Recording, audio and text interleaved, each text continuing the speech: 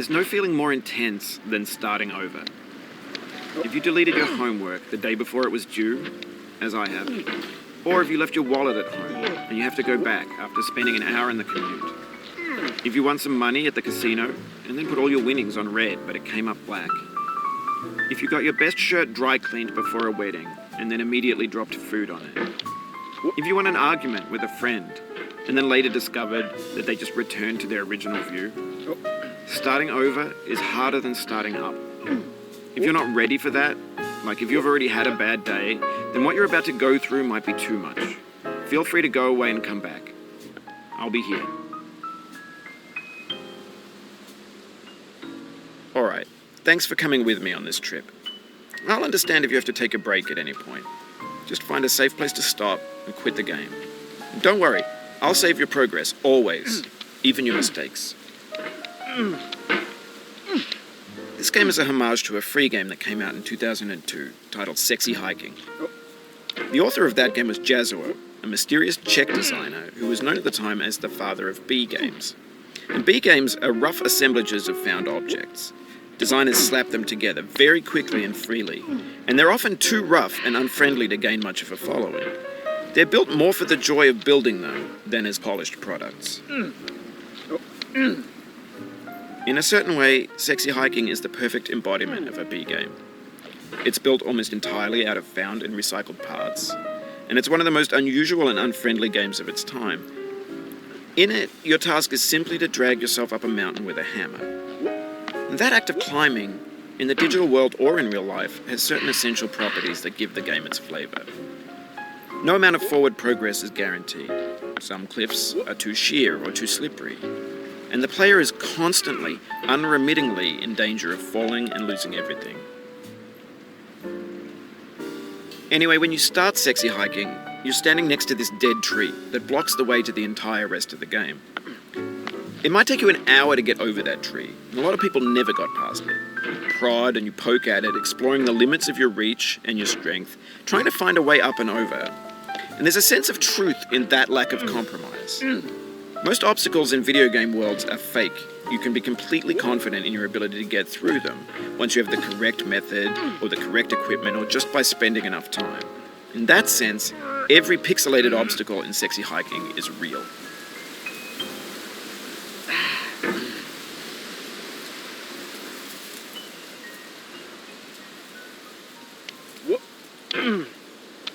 The obstacles in Sexy Hiking are unyielding, and that makes the game uniquely frustrating.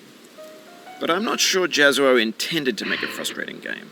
The frustration is just essential to the act of climbing, and it's authentic to the process of building a game about climbing.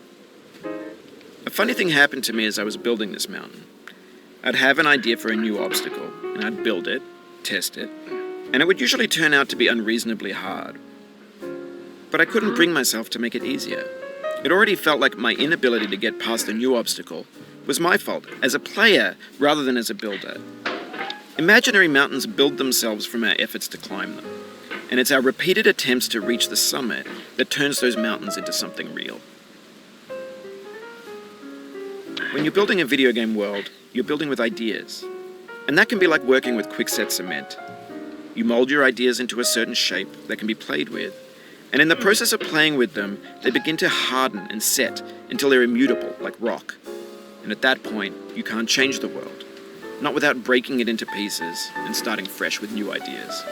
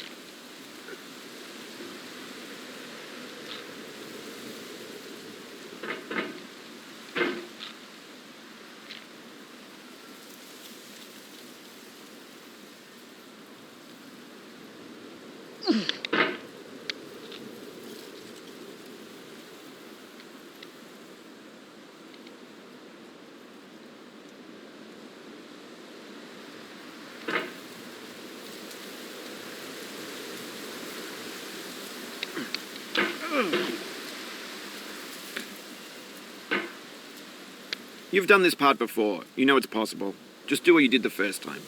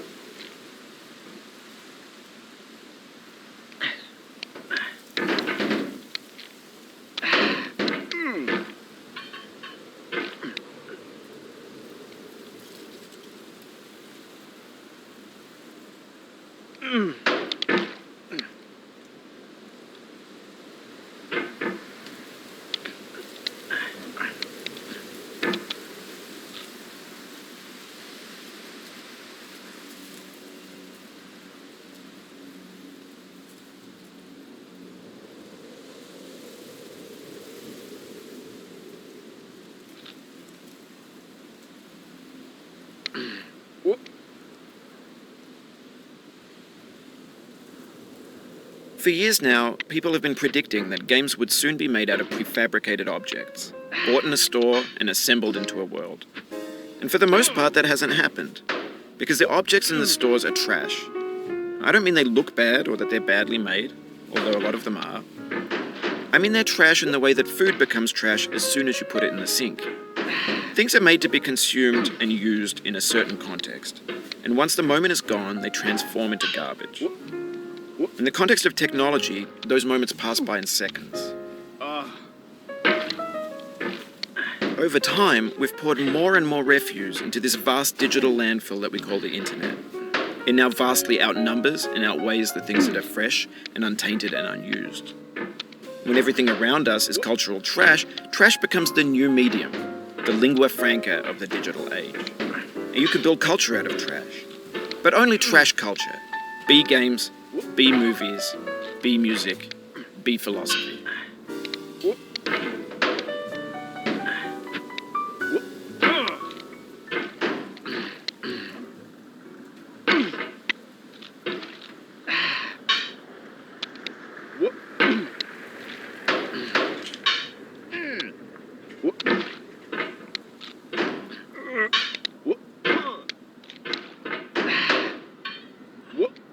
No.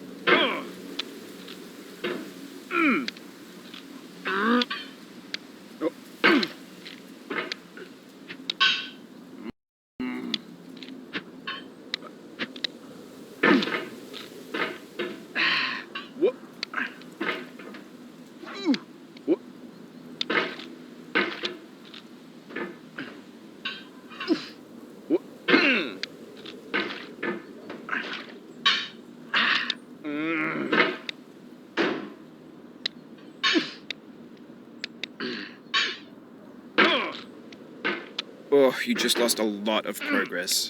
That's a deep frustration, a real punch in the gut.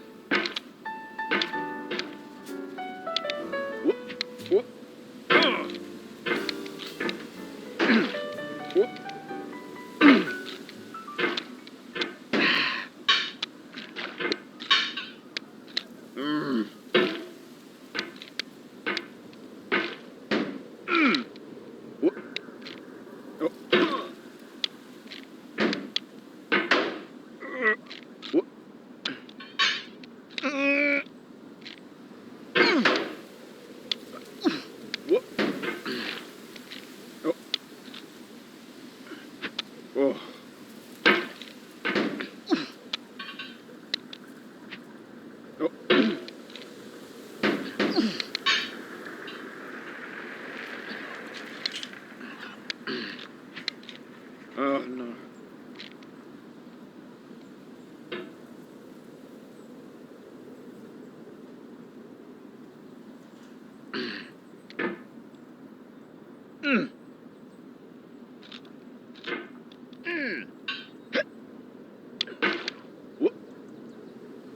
The vertical wall here has a way of getting harder the more times you try it. I think anger makes you swing the hammer harder, and that can push you away from the wall.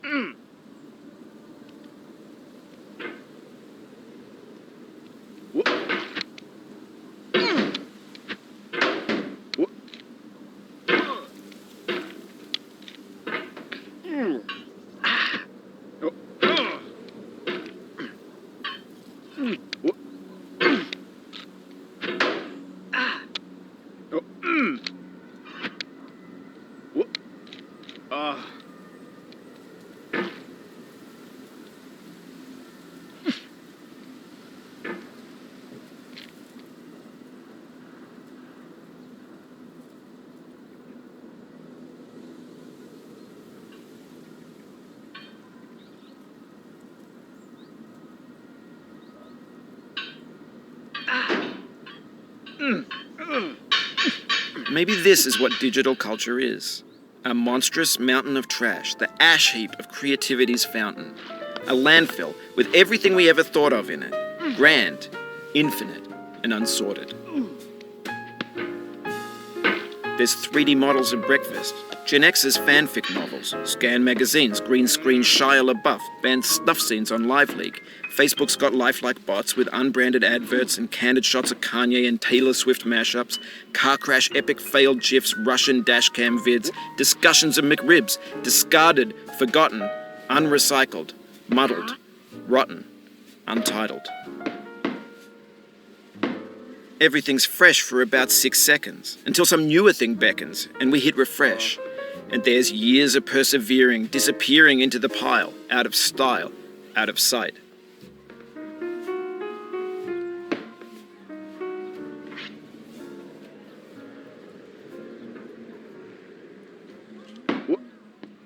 In this context, it's tempting to make friendly content that's gentle, that lets you churn through it but not earn it. Why make something demanding if it just gets piled up in the landfill, filed in with the bland things?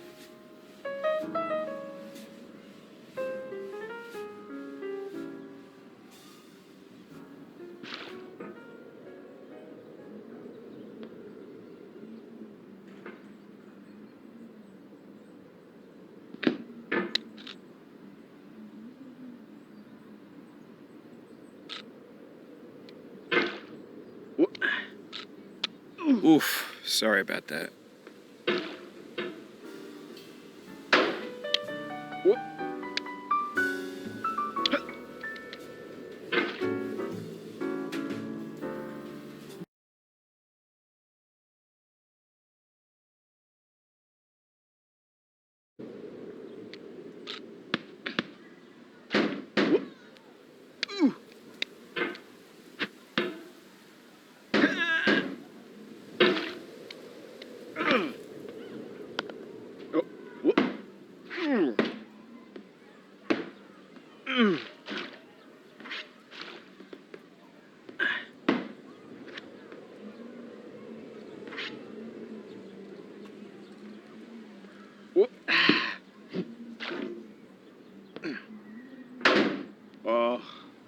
Oh, it happened again. Keep on trying, don't let it get to you.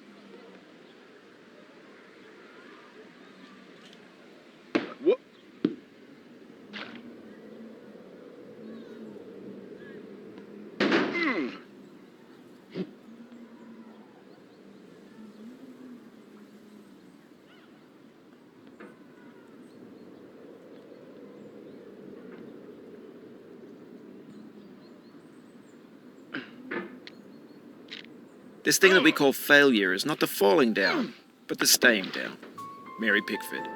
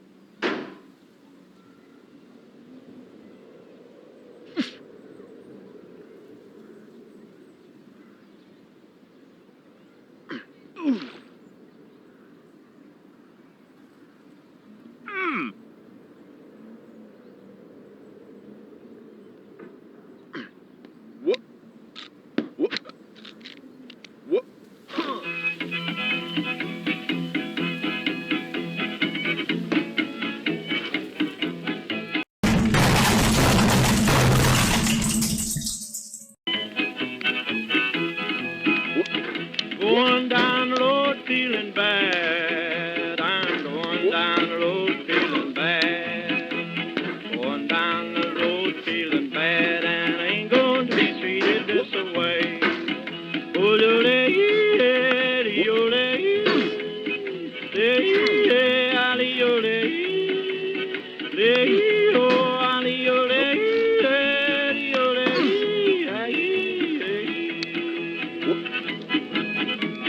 lay them blues there, boy, play.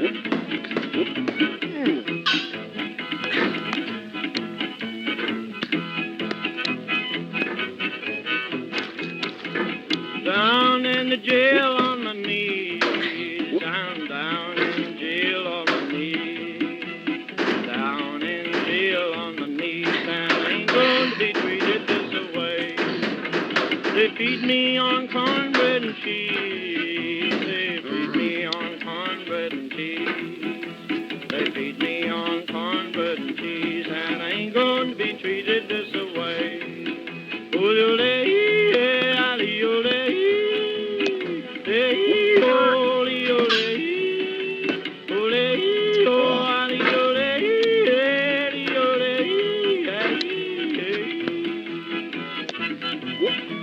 That's a good time, boys.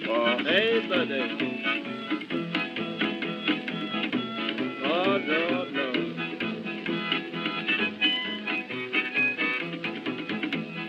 $10 shoe fits my feet. A $10 shoe fits my feet. $10 shoe fits my feet, and I ain't going to be treated this way. Going where the weather suits my clothes. I'm going where the weather suits my clothes. I'm going where the weather suits my clothes, and I ain't going to be treated this way.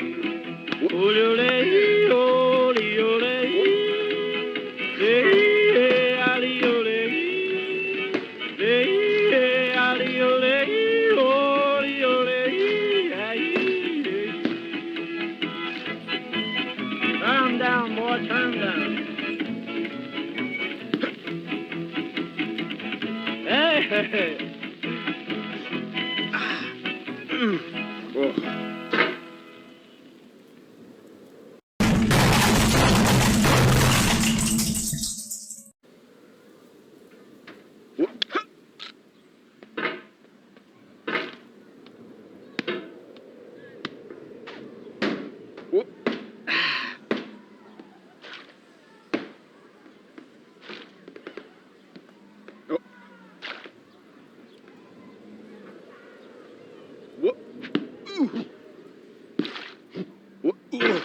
The soul would have no rainbow, had the eyes no tears. John Vance Cheney.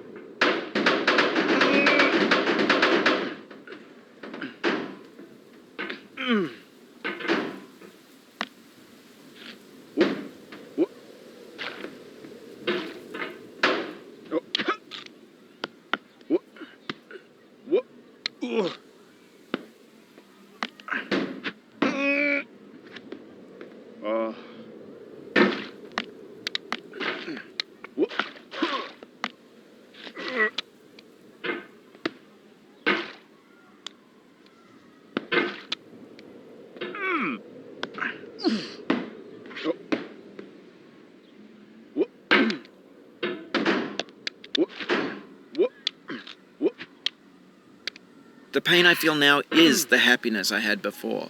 That's the deal. C.S. Lewis.